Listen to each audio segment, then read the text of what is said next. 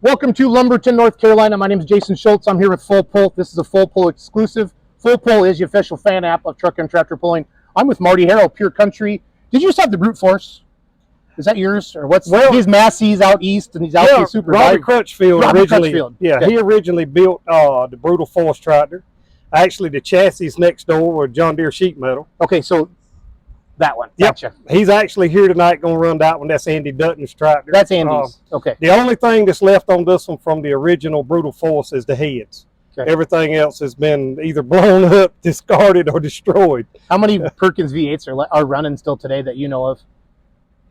In the alcohol class, maybe 2 in the United States. As far as I know, this is the only setup like this one that there is.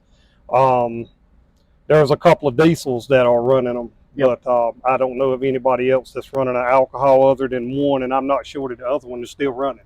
Is Massey like something you farm with, something you grew up idolizing? What's the Massey tie? Well, actually, I grew up using Massey Ferguson's on our farm, but I work for the Massey Ferguson dealership, and Ashley Barnes, that owns Barnes Equipment Company, actually owns this tractor. Okay. And we're a Massey Ferguson and Kubota dealer. Nice. So the V8 was your 640 cubic inches is what this engine comes straight from the factory, 650s max in the class.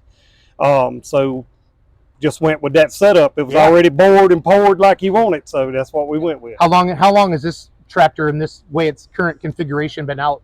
We started out, we had a cast iron head 4-charger set up in 2006, I think it was. Okay. And we ran that for a while, and then when Robbie was changing stuff over, he was doing something different.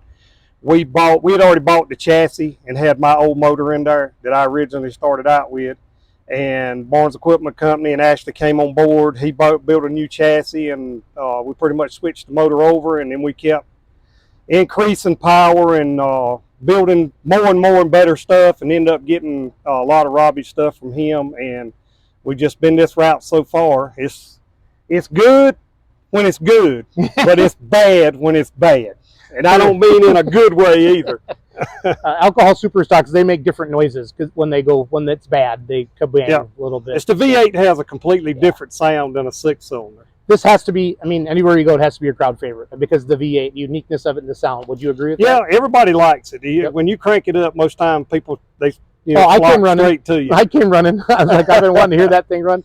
Because I live in Wisconsin. For me to come out and see this is my first time, in person. I'm excited to watch it run.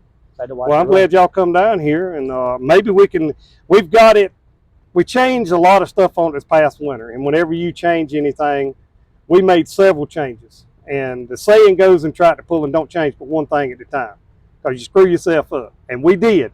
We spent the first 5 or 6 pulls this year chasing this thing, and we finally, hopefully, got it figured out now. And we had to speed all the fuel pumps up and everything. We were just running out of fuel in the passes. But then when we speeded it up, we had too much fuel. So then we had to start backing everything down because we had gone so far, so rich with everything. And now we've got it pulled back down to where it needs to be. We're getting the temperatures close.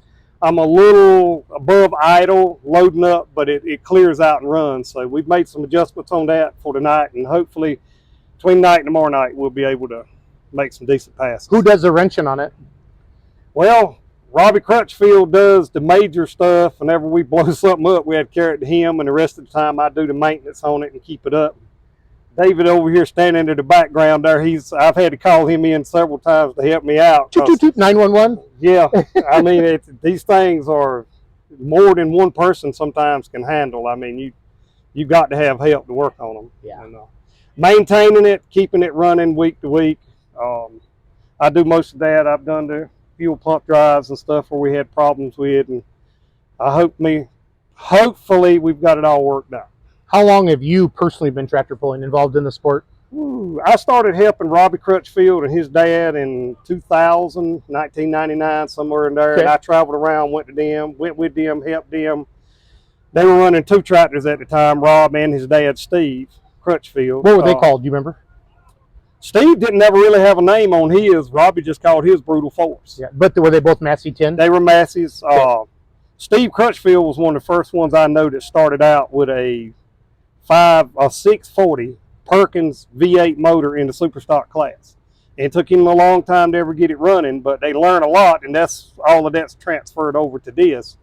And Robbie was running a 1100 Massey with a 6-cylinder in it. So Wow.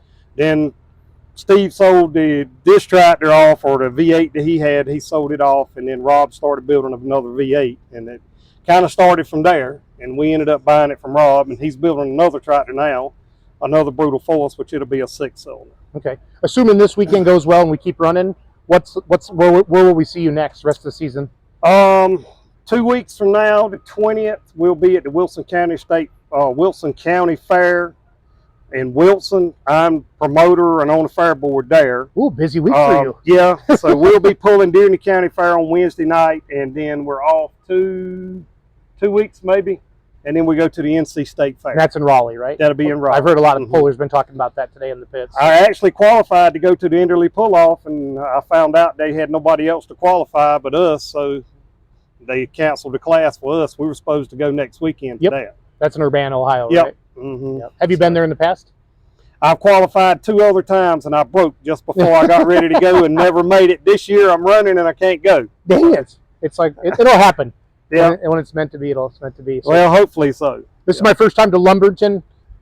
Looks like a great facility. I've heard good things about the track. What are obviously you've been here in the past. Yes, you can put all the water in that track out there you want to. It don't have a bottom in it. It's a sandy soil. We're close to the coast here, and it absorbs whatever you can throw at it. Okay. And it has a heck of a bite to it. I mean, you got to put all your weight on the front, and you got to adjust your drawbar.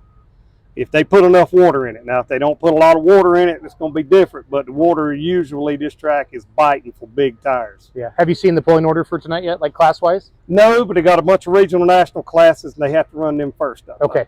So the regional nationals have to get them out of the way. So this will be UPOC tonight for you. Right. Okay, Yep. gotcha. UPOC for me tonight, and that'll be run after the regional classes, if I understand it right. Right. So one question we like to ask on our Let's Grow Pulling podcast is, if you could steal the keys to anything, any class, any vehicle, past or present, even if you get to drive it once, if you break it, you don't have to fix it.